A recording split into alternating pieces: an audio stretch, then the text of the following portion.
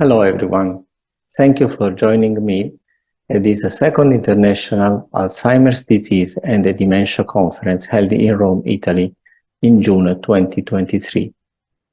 The title of my presentation today is Negative Entropy-Driven Self-Assembly of Information-Containing Aperiodic Crystals Aimed at Increasing Brain Entropy in the Context of Alzheimer's Disease, Dementia, and Cognitive Decline. Please allow me to introduce myself. I obtained my MD in 1980. I have a PhD in molecular biology and specializations in diagnostic radiology. I worked as a young postdoc at Burroughs Wellcome Company in 1984 and as a visiting scientist later at the National Cancer Institute of the NIH in Bethesda, Maryland, USA. Later, I was appointed professor of molecular biology at the University of Firenze, Italy in 1992, where I worked until 2014. I am the founder of Silver Spring, a Swiss company specialized in research and development of innovative approaches and products that will be described today. I published in the course of my career more than 240 scientific articles, co-authored, among others, by scientists such as Eduardo Lapetina, Stu Aronson, Jackie Pierce, Peter Duesberg, Henry Bauer, the late Jeff Bradstreet, Dietrich Klingart. One of my articles was sponsored by Nobel laureate Sir John Vane. My current research interests are in neurosciences and the science of consciousness as they relate to neurodegenerative and neurodevelopmental diseases. And lately, I've had the honor and the privilege to collaborate with a Korean company called Danabaiologics. Before we start, please remember that no information in this talk is presented as medical advice. Standard of care for every disease must be followed, as well as rules and regulations established by health authorities of each country. I'd like to disclose my conflict of interest because I have designed and invented a number of protocols and approaches and products to different diseases, and I developed the approaches and the products mentioned in this talk. I'd like to acknowledge Mr. Hyuk Choi of Danabaiologics of the Republic of Korea for his priceless support. And also I'd like to thank the organizers of this conference for this great opportunity to share the results of my research. The attendees, of course, have to be thanked for the attention that they will want to give to this presentation. So let's go to the topic of this talk, and let's start with introducing the entropic brain. Now, the entropic brain hypothesis contemplates that within upper and lower cutoff points beyond which consciousness may be significantly reduced or absent, the entropy of spontaneous cerebral activity represents a measure of the informational richness of conscious states.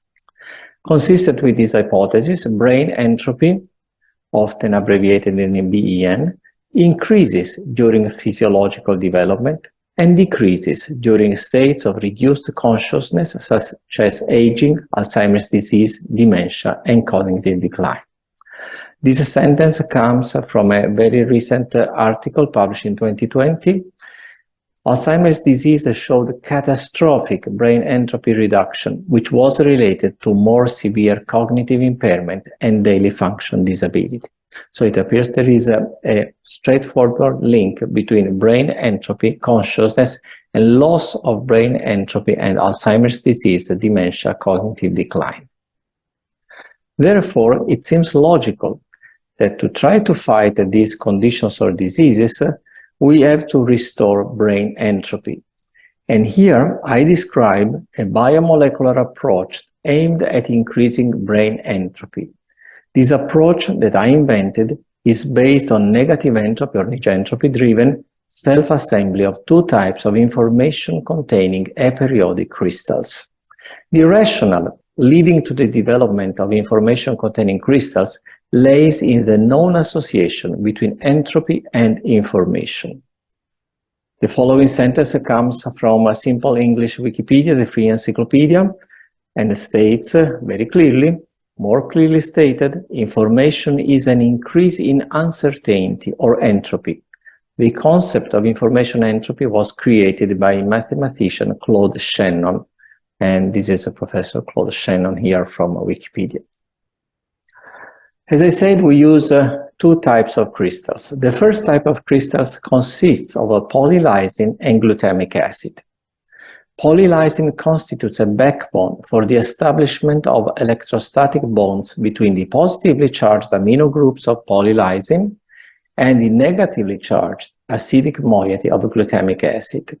This is a skeletal structure of a monomer of epsilon polylysin, and usually polylysin is composed of approximately 25 to 30 residues like this, and this is glutamic acid. And you can see the acidic moiety is very clearly represented in this skeletal structure. The second type of crystals consists of a mixture of lysine, alanine, tyrosine, 3 amino acids, and cyanocobalamin or vitamin B12 that is complexed through formation of electrostatic bonds with the acidic backbone constituted by the sulfated polysaccharides, where the negatively charged sulfate ester and the carboxylic groups of the polysaccharides bind to the positively charged moieties of the amino acids and cyanocobalamin. So this is the backbone of the polysaccharides, and these are the non-covalent bonds with the amino acids alanine, tyrosine, lysine, or vitamin B12.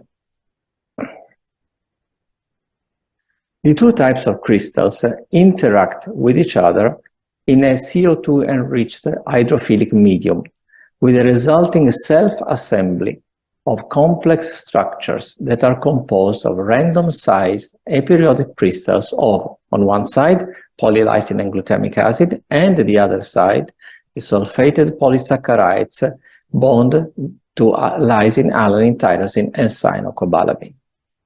Although the crystals are formed through negentropy-driven self-assembly, because of their random size and therefore random distribution of electrical charges on their molecular surface, they do contain an elevated degree of information. Once formed, the crystals are assembled under the form of a capsule that can be ingested, and brain entropy measurements and clinical observation are then performed. How do we measure brain entropy? There are different techniques.